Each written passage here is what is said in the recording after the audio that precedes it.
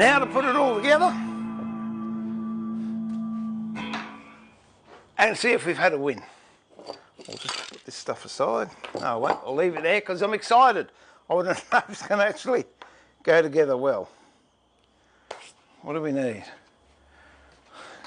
We need a screw. And if you remember back at the beginning of the series, when we screwed this hole here, we made sure it was oversized. That's though this part of the screw here can stay stationary and the lid will pivot around it. Now with brass screws, I use some soap to lubricate. Pop that through there. Line it up with the hole.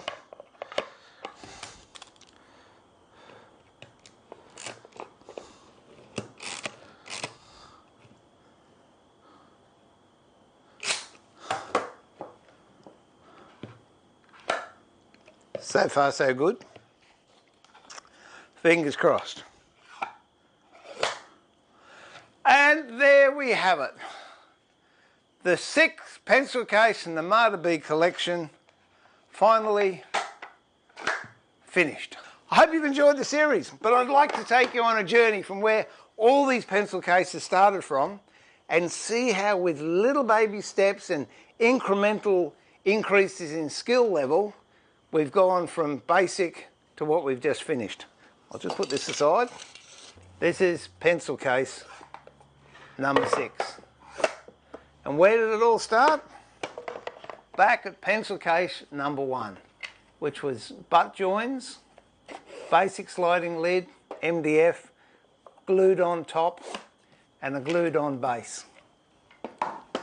Next step, we took it a little bit further, baby steps, lap joints on the ends, and a slightly different sliding lid that sort of went into the sides. But we still had a gap here, and it was a stuck-on bottom still. Next one was mitered corners to make the box look nicer so there was no end grain showing. Had to plane the lid so it would fit, so we actually made a panel out of that using hand planes. That took a bit more skill and more growth. Unfortunately, we still had the ugly end here where the panel lid joined the pull at the top of the box, and these miter joints aren't particularly strong by themselves. So the next step in the generation, or the next generation if you like, was mitered box with keys. This strengthened the side up, and also we did away with the unsightly gap at the back here. Just more steps, little by little. Also, we've got a panel in the bottom, and that's a floating panel, and it's not stuck on.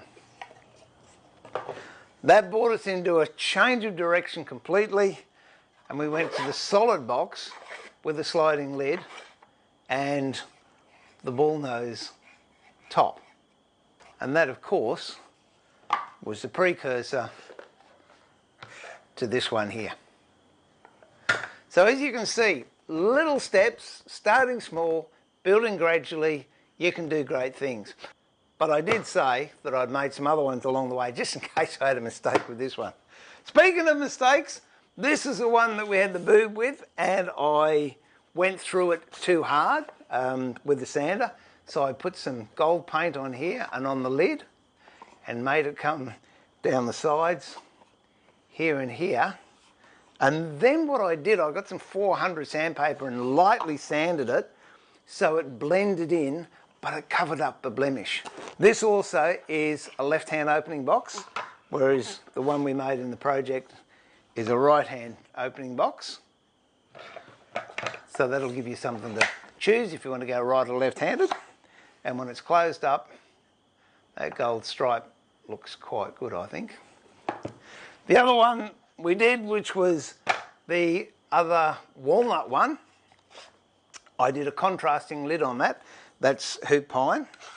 And this one I actually sprayed with the gloss acrylic. So if I can put both of these together, you'll see One's got a real shine, this one here, and the other one's got a nice luster, this one. Personally, I prefer the one with the luster, but there you go. Another one, and my favourite is this one here, which was made out of ambonia, and on the inside, which I just shut, it had hoop pine lining. Sticking on this one too, by the way, is jarrah, and the other ones, I think it was a variation of black bean and walnut. But there you go, all lined up and quite achievable for anyone that wants to try. I did have a comment on one of the videos which I thought was really interesting, and they said a heck of a lot of trouble to go to just make a pencil case, and they are absolutely right. If you're doing it just to make a pencil case, you might as well just do that if you want a pencil case. But if you consider what has been learnt along the way from these two, look at it as a free course in woodworking, if you like. You've learned how to cut slots, you've learned how to make panels, you've learned how to use a router, you've learned how to do veneering, you've learned how to do finesse work and fine work using different glues. You've learned how to put solid edgings on things, how to do miters, how to fit keys. And along the way, hopefully, had a lot of fun. So that's it for the pencil cases. And I promise I'm never going to make another pencil case again. But the next major project I'm looking forward to making is a cedar cabinet called the William Davis cabinet, and I've pulled the timber out for it, and I'm really looking forward to getting in and making some furniture.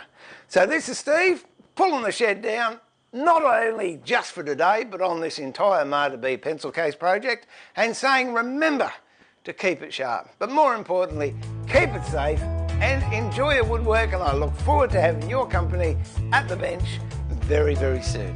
Bye for now.